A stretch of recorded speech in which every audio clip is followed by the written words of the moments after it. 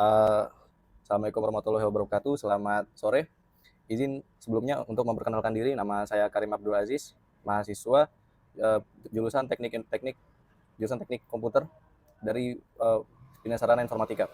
Di sini saya akan menjelaskan tentang apa itu uji validitas, uji reliabilitas, dan uji normalitas grafik Kolmogorov-Smirnov.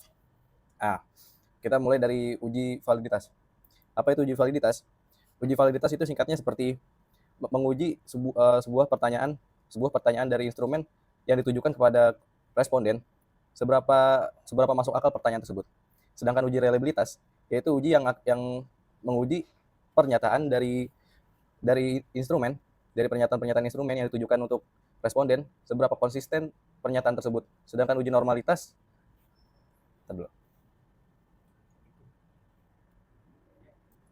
oke, sekarang kita akan mulai dari uji validitas dulu. Yang pertama di sini kita sudah memiliki data lengkap, sudah memiliki data dari responden. Kita akan langsung ke analyze. Kita akan pilih uh, correlate, bivariate, dan kita akan masukkan mulai dari X1. Kita akan masukkan juga dengan totalnya. Sini kita akan langsung pilih OK. Nah, di sini akan muncul mulai dari X1. Di sini ada yang namanya percent correlation. Nah, di sini itu kita akan menguji. Di sini kita akan menguji nilai R tabel dengan nilai tabel R hitung. Di sini nilai tabel R hitung yang sudah kita miliki. Yang pertama, di sini ada yang kita mesti ketahui dulu. Nilai tabel R hitung itu harus disesuaikan terlebih dahulu. Karena kita memiliki 52 responden, jadi rumusnya seperti ini. 52 dikurang 2, jadi kita akan memilih yang bagian sini. Dengan taraf signifikansinya 0,05. Berarti kita akan membandingkan dengan 0,2732 dari tabel R. Kita akan bandingkan. Total 0,852 itu jauh lebih tinggi dari 0,2732. Bagaimana yang lain? 0,729 juga lebih tinggi dari 0,2 dan seterusnya. Berarti akan kita bandingkan. Di sini yang pertama X1,1. Ada datanya yaitu 0,852 itu lebih tinggi daripada 0,2. Berarti dengan ada logo bintang 2 di sini berarti itu artinya valid. Dan di sini ada 0,729 juga lebih tinggi daripada 0,2 dan memiliki bintang 2 berarti valid. Dan seterusnya. Ini semuanya valid. Lanjut kita akan masuk ke uji validitas X2. Ke analyze. Seperti tadi correlate, bivariate. Kita akan pilih semuanya. Nah, sekarang kita akan pilih X2 dengan totalnya. Oke. Nah, di sini juga kurang lebih sama. 0,845 itu lebih tinggi daripada 0,2 dan memiliki logo bintang 2 di sini, berarti itu valid. 0,866 juga lebih tinggi daripada 0,2 dan seterusnya. Sekarang kita akan menguji satu lagi untuk uji validitas, yaitu variabel Y. Kita akan pilih analyze, correlate. Nah, kita akan masukkan juga dengan totalnya. Mulai dari Y1 sampai total Y1. Oke, akan kita langsung oke. Dan di sini hampir sama. Data-data yang total data yang dari R tabel dengan R hitung itu kurang lebih valid semua karena memiliki logo bintang 2 dan di atas 0,2 sesuai dengan R tabelnya. Oke, sekarang kita akan lanjut ke uji reliabilitas. Oke, kan kita lanjutkan ke uji reliabilitas. Kita akan menguji seberapa konsisten pertanyaan-pertanyaan dari pernyataan-pernyataan dari instrumen. Kita akan memiliki parameter di sini yaitu dengan tabel Conbus alpha. Nanti kita akan breakdown bersama. Kita akan pilih analyze, scale, reliability analysis. Nah, kita akan masukkan mulai dari X1,1, tapi tidak dengan totalnya. Di sini kan ada 3 total, dari total X1, total X2, dan total Y. Kita tidak akan masukin totalnya. Tidak seperti tadi yang uji validitas. Kita akan hanya memasuki di sini kita akan hanya memasuki variabelnya saja. Oke, akan kita pilih mulai dari X1. Di sini kita pastikan dulu untuk memilih alpha.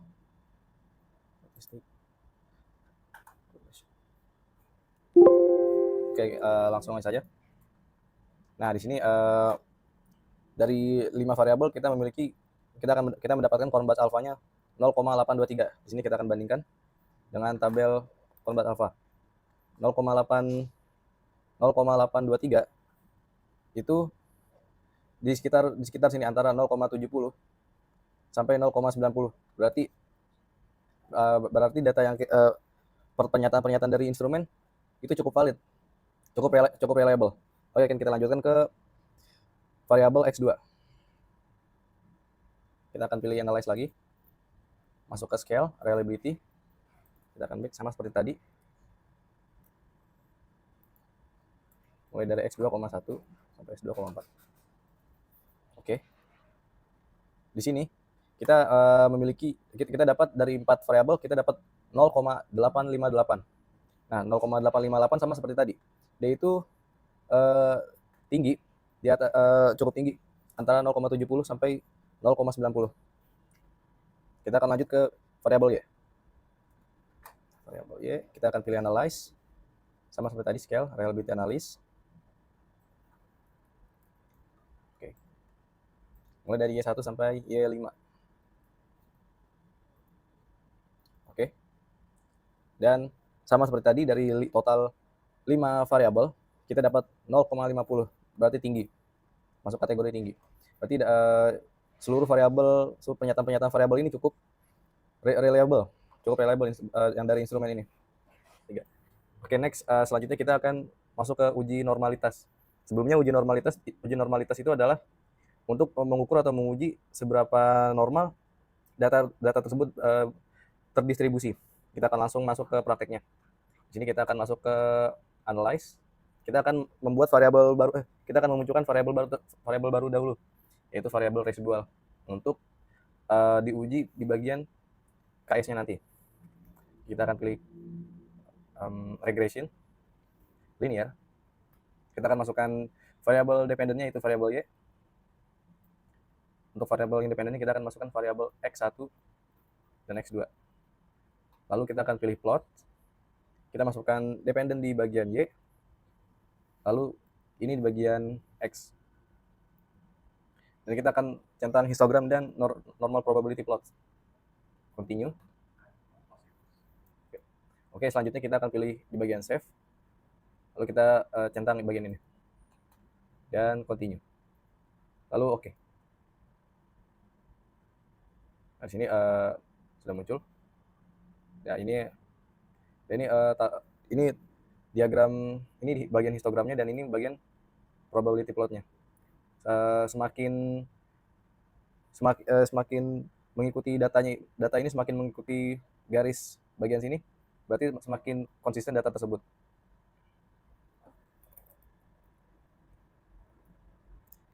Dan di bagian histogram ini dia itu membentuk seperti sebuah lonceng, berarti data tersebut valid atau terdistribusi dengan normal. Oke, setelah kita melalui proses ini, pasti akan muncul sebuah variabel baru, yaitu variabel residual.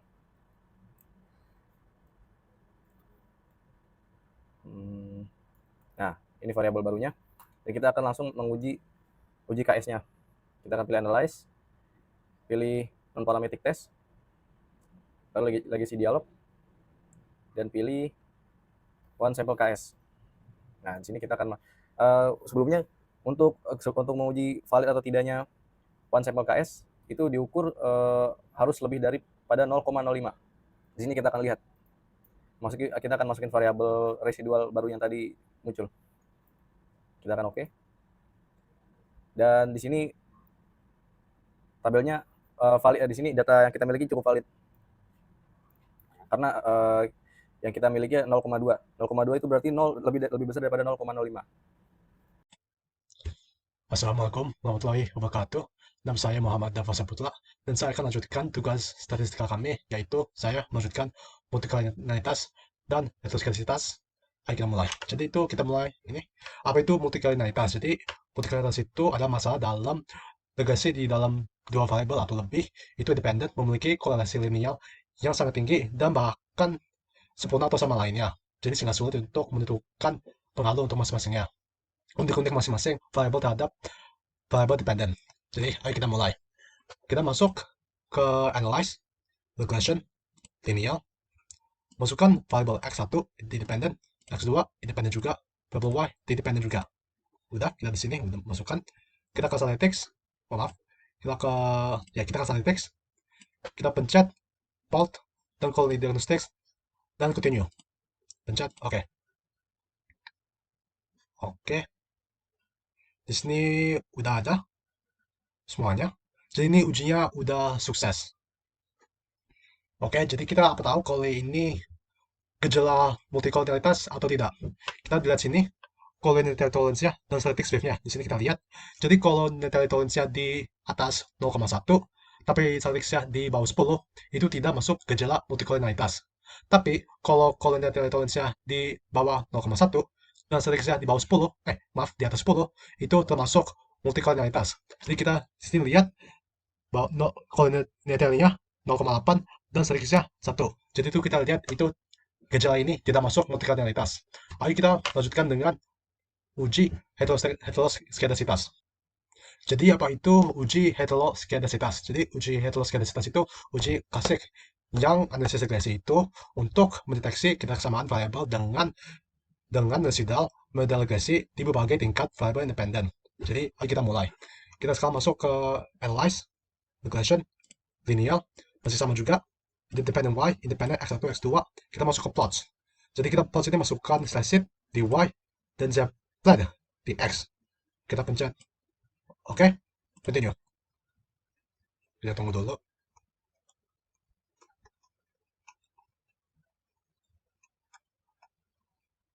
Oke, dan ini hasilnya.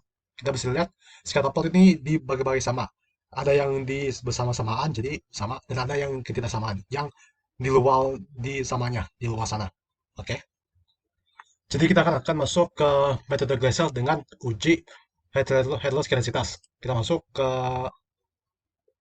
analyze, regression, linear, sama juga. Kita sekarang akan ke save. Answer device, diklik, continue. Pencet oke.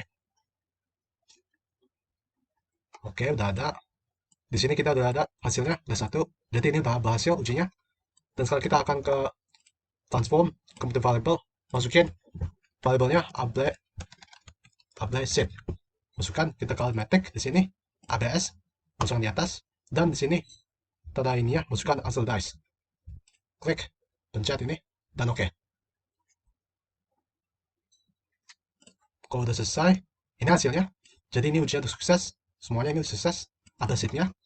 Sekarang kita akan ke analyze, regression, linear, dependent diganti dengan abrasive. Pencet di sini, kita pencet oke. Dan ini hasil uji heteroskedasitas dengan metode Gleason. Ini ujinya udah sukses, di sini kita udah lihat. Jadi kita akan tahu ini gejala heteroskedasitasnya sukses atau tidak. Kita lihat di sini, kita masuk ke lihat nilai signifikan. Kalau nilai signifikannya itu di atas 0,05, itu tidak gejala heteroskedasitas. Tapi kalau di bawah 0,05, itu termasuk gejala heteroskedasitas. Kita lihat di sini, nilai-nilainya di atas 0,05, jadi itu tidak masuk gejala heteroskedasitas. Sekian dari saya, mohon maaf kalau ada masalah atau kesalahan. Assalamualaikum warahmatullahi wabarakatuh. Assalamualaikum warahmatullahi wabarakatuh. Nama saya Edi Universitas Saita dan saat ini saya akan melakukan regresi linear. Pertama-tama yang harus kita lakukan adalah kita ke analyze, lalu ke regression, linear, masukin dependennya Y, lalu independennya X2 dan X1. Oke. Nah, sudah sini untuk model summary-nya. Untuk R-nya menunjukkan 0,75 yang menunjukkan bahwa korelasi antara X1 dengan X2 itu sangat kuat. Lalu selanjutnya adalah di ANOVA. Kita menguji uji F, yaitu regresi linear sederhana. Untuk signifikansinya itu 0,000. Nanti kalau kita cari untuk signifikansinya, ini sangat signifikan, berarti menandakan bahwa X1 dan X2 itu berpengaruh signifikan terhadap Y, jadi menolak hipotesis 0. Lalu untuk membuktikannya bahwa kita di sini F-nya 32.6 ya. Kita kalau pakai uji table F, itu kan data set kita kan ada 52 total responden. Berarti di sini kita tentuin dulu DF-nya berapa. DF-nya kan N, itu N dikurang K dikurang 1. N itu adalah total datanya, itu 52. Lalu K-nya adalah jumlah variabel alias 2, berarti 50. Jadi total 50, lalu dikurang 1 lagi berarti 49. Berarti kita ambil di 49 nanti di sini. Lalu untuk horizontalnya, ini adalah K, adalah total dari variabelnya, yaitu total variabel dikurang 1, berarti di angka 1. Nah, kita cari berarti 49, lalu 1. Nah, jika data menunjukkan bahwa lebih besar daripada 4,03, maka menunjukkan bahwa ada relasi yang sangat kuat. Dan ini adalah F-nya, output dari F-nya adalah 32, menunjukkan bahwa ini punya relasi yang sangat kuat dengan X1 dan X2 dengan Y. Lalu untuk selanjutnya adalah uji regresi linear berganda. Nah, bisa dilihat dari signifikansinya. Sini ada X2 dan X1 kan. Nah, X2, sini kita lihat signifikannya adalah 0,0, yang artinya tuh berarti X2 sangat signifikan terhadap Y. Sementara yang di sini signifikannya itu 0,5, padahal kan nilai signifikan itu 0,05 ya. Berarti karena lebih besar daripada 0,5, berarti X1 menandakan bahwa tidak cukup berkaitan atau tidak signifikan terhadap X1 dengan Y gitu. Jadi untuk X2 dia melawan hipotesis 0. Untuk uji T-nya,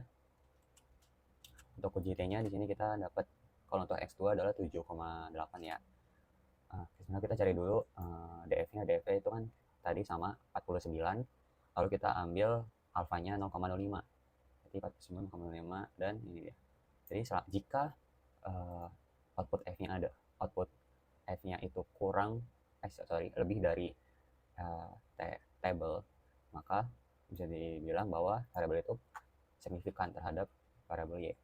Kita lihat sini, kita lihat bahwa 7 itu lebih besar daripada 1,6, menunjukkan bahwa ini sangat signifikan dibandingkan dengan tabel X1, yaitu minus di bawah 1,6, yang menunjukkan bahwa X1 yang membuktikan bahwa X1 tidak signifikan terhadap Y. Lalu untuk persamaan regresi linear bergandanya adalah kita berarti ini adalah A ditambah B1X1 ditambah dengan B2X2, berarti Y sama dengan 0,770 ditambah 1,179 dikurang 0,083, dikurang karena ini angkanya minus. Nah, di sini kita sudah mendapatkan persamaannya. Baik, terima kasih karena telah mendengarkan hasil dari penelitian kami. Assalamualaikum warahmatullahi wabarakatuh.